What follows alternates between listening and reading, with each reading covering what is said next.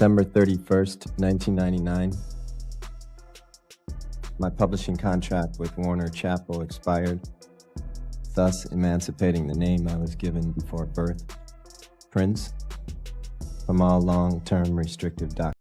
When news broke that Prince had a final, never-before-heard recording tucked away in his infamous Paisley Park vault, few expected it to contain anything more than unreleased music. But what investigators reportedly uncovered shocked even longtime insiders. According to sources close to the estate, the recording was more than a song, it was a cryptic message. In what appears to be a voice memo fused with live instrumentation, Prince allegedly alludes to powerful figures in the entertainment world, including one man whose name stood out above all, Sean Diddy Combs.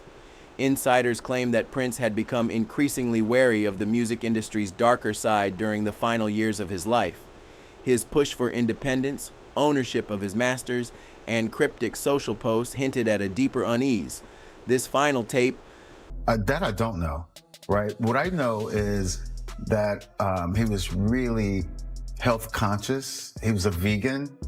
He didn't abuse alcohol. I didn't know of him abusing drugs. He worked out, that also really concerned me because it made me think that, wow, so you mean you do all these things to take care of yourself and you die so young? Discovered only recently, is said to contain veiled references to industry manipulation, secret deals, and alleged exploitation involving top moguls. One passage allegedly draws attention to a kingmaker with empty promises, a line that many now believe was aimed directly at Diddy. What's even more unsettling is the timing. The recording was reportedly made just weeks before Prince's death in April 2016. For years, fans have speculated that the singer was on the verge of exposing something massive. Now, with this mysterious audio finally surfacing, the speculation is intensifying. Was Prince preparing to go public? Was he silenced before he could reveal the truth? The contents of this recording may finally give those questions some answers. Searched deep within my heart and spirit, and I wanted to make a change and move to a new plateau in my life. And one of the ways in which I did that was to change my name. It sort of divorced me from the past and all the hang-ups that go along with it, as it's been well chronicled in deep dispute with my record label. Which is Warner Brothers, right? Yeah. We had some issues that were basically about ownership of the music and how often I was supposed to record and things like that. I really searched deep within to find out the answer to whether fame was most important to me or my spiritual well-being, and I chose the latter. Some believe Prince passed the footage along to someone before his death, and with Diddy's legal troubles escalating, there's buzz that these alleged tapes could surface as evidence. If that happens, it could change everything. And just when that bombshell landed, another twist hit. Jury selection started making headlines. The names reportedly under consideration for jury duty stunned everyone. Michelle Williams, Robert Downey Jr., Mike Myers, Lauren London. Names you'd never expect to be tied to a criminal case like this. Court insiders say even seasoned reporters were left speechless. Now let's break down the names we did expect to surface in this escalating legal firestorm. Starting with Cassie. She was the first to step forward, filing that explosive lawsuit that cracked everything wide open. And her claims, they're beyond disturbing. According to Cassie's legal filing, a number of Diddy's closest people, Bad Boy employees, assistants, and security personnel witnessed the abuse. But not one person stepped up or spoke out about it. And it gets even darker. Cassie alleged that those same assistants didn't just stay silent, they helped cover it all up. She said they were the ones delivering apology gifts after Diddy's violent outbursts. Worse, they were also allegedly the organizers of the now infamous freak-offs, booking hotels, prepping rooms, laying out baby oil, and their notebooks in their hand.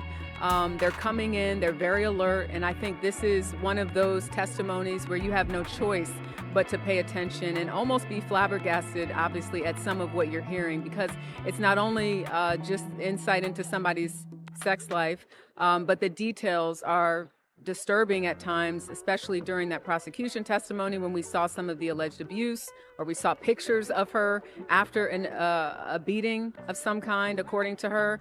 But the jurors are definitely paying attention. I don't see anyone that's not keeping their focus on Cassie Ventura, and also I noticed them taking notes a lot of times. And the children, as they were exiting court yesterday, 2 of the girls were seen crying.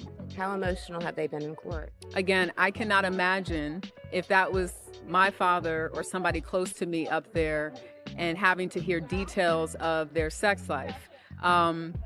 Those are young women. They lost their mother, one of them, the twins.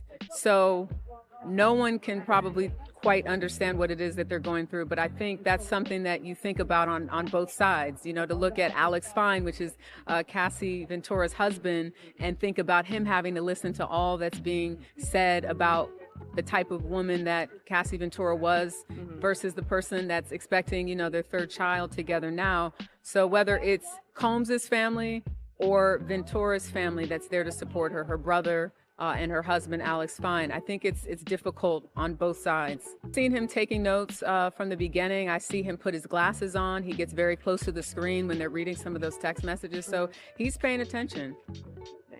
Now, Ventura confirmed that she and Combs had conversations about a swingers lifestyle, but that the freak-offs, they were very different. Yeah, so she talked about this idea where I guess Combs wanted her to watch him have sex with another woman. She said that happened 2 or 3 times, but that he mentioned it frequently. Kim Porter came up today in testimony. What was the significance there? The defense said early on that this case would be about infidelity, love, and jealousy. And this is where they brought that up today when they brought up Kim Porter's name. The defense asked Cassie Ventura, are you jealous or were you jealous of Kim Porter? And Ventura sort of contemplated, but did get to this moment where she said, knowing that Combs spent holidays with his family, which meant with Porter, did bother her. And she admitted that. They also pointed out that there was testimony where she talked about being insanely jealous overall as a girlfriend. So, yeah. We're hearing the judge wants Cassie off the stand tomorrow. Will the prosecution and the defense get equal time? Yeah, as long as there aren't any additional motions, I think that is the goal, to have her off the stand by tomorrow. Why do you think that? What's the reasoning behind wanting her off the stand tomorrow? In the very beginning, Rachel, they told us that she would likely be on that stand 2 to 3 days. Last Diddy recording played in trial. Cassie said he would get physical. The one male guy who did things with Diddy and Cassie said he witnessed him get physical. Don, so again, we talked about how the domestic charges aren't, what he's being, what he's on trial for. But boy, it's stacking up. And I feel that the jury is going to take that into consideration. But the list of names caught in this storm doesn't stop there. Young Miami, who was reportedly on Diddy's payroll, is now facing heat too, not just as someone close to him, but as someone allegedly involved in transporting illegal substances. And her name, it surfaced during jury selection, raising eyebrows across the courtroom and social media alike. This scandal isn't just shaking celebrities, it's reaching deep into Diddy's entire inner circle. Another surprising name, Dallas Austin. Most know him as a hit-making music producer, but many forget he was also childhood friends with Kim Porter, Diddy's late partner. Kim's sudden and tragic death sparked years of speculation, whispers about whether Diddy was somehow involved. Now, with Dallas Austin's name mentioned, some wonder if that piece of the puzzle is about to finally crack open. Then there's Lorianne Gibson, the choreographer from Making the Band. She filed a police report back in 2007, accusing Diddy of threatening her on set with a chair. That's behavior far from professional and sounding dangerously unhinged. And don't overlook Aubrey O'Day. She's been one of the loudest voices supporting Cassie's claims, openly accusing Diddy of inappropriate behavior toward her during her time with Danity Kane. Also caught in the mix, Dawn Richard, another Danity Kane member. She filed her own lawsuit alleging serious misconduct involving Diddy during their time working together. Each of these names adds another layer to an already explosive case, and it's not done unraveling yet. According to court documents, Diddy's alleged abuse didn't just happen behind closed doors. It reportedly began on camera, right on the set of Making the Band. He was accused of unleashing demeaning, aggressive insults at the women during filming, breaking them down emotionally while the cameras were rolling for all to see. But things reportedly got even worse behind the scenes. Cassie Ventura on the witness stand for a fourth day in the federal criminal trial against hip-hop mogul Sean Diddy Combs. The defense continuing cross-examination this morning, confronting her with dozens of her own messages, many explicit, hoping to convince the jury she was an eager sexual partner who matched Combs's desires. "I'm always ready to freak off," one message said. Cassie was into the freak-offs herself and was like a willing participant and was into all the freaky stuff, and essentially that was the crux of what they were trying to do yesterday. And do you think they proved that or not? I mean, there's texts like that from 2009, "I'm always ready to freak off." There was some other texts where she was referencing like hitting him up about the FOs, is what they were referring to him. To me, like, yes, this doesn't look good, but at the same time, I think the timeline is crucial here. And these are texts from 2009, man. That was when they were first getting in the relationship. She was young. Obviously, they were in the honeymoon stage, and she was stoked to like, oh my God, I'm with Diddy. I'm living this lavish lifestyle. Of course, she's going to be saying things that she knows will. The other things that the Diddy's team tried to do was show how they had breaks, and she like was with Michael B. Jordan and was with Kid Cudi for a minute. But during that time period, she was still having freak-offs with Diddy, and I think that was them trying to show like, this wasn't a controlling thing. Here she was like hooking up with other people. She just was into the freak-offs. I kind of buy that, to be honest. So like, she is out of the freak-offs then. She is, when she's with Kid Cudi or you know, allegedly with Michael B. Jordan, she's kind of out of the freak-offs if she wants to be. So why do you keep going back? Yeah. I know it's kind of like a mental, like, she still loves Diddy. Diddy was jealous about her. Oh, yeah, because that was another thing that the prosecutors were trying to do, is show that that they had a very jealous relationship. She would get jealous when he's with Kid Cudi. Also, like Kim Porter, Cassie would be jealous of Kim Porter. Right. Trying to show that, like, Cassie, you were in love with this guy. That's why you were jealous. Right. So, like, this was a real relationship. It was just interesting to see Chris Brown. I mean, he's always coming up somewhere, dude. He is. Chris Brown. All right. Final story of the week. Final story of the week. Oh. Justin Bieber is not a victim of Diddy. So this was one of those like rumors or whatever that was flying around in the months leading up to the trial. And to be honest, there was quite a few rumors flying around, like, you know, was there minors involved? Says if no other celebrity was part of freak-offs, why are they in hiding?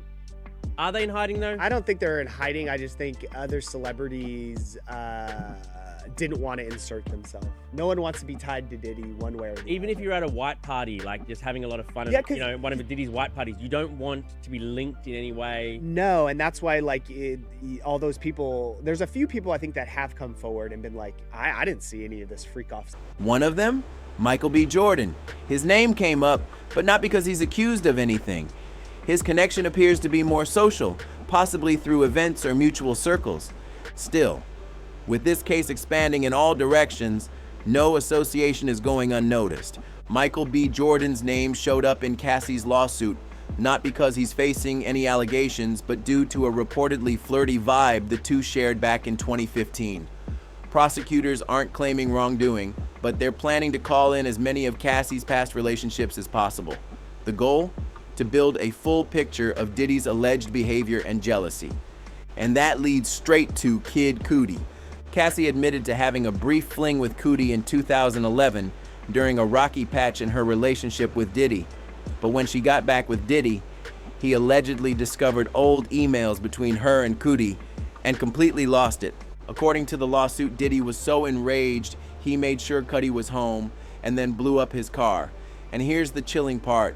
Kid Cudi's car really did explode in his own driveway. That part of Cassie's lawsuit isn't up for debate. It actually happened, and now it's evidence. With the trial building momentum, more high-profile names are expected to drop. But the real plot twist, the one no one saw coming, Prince.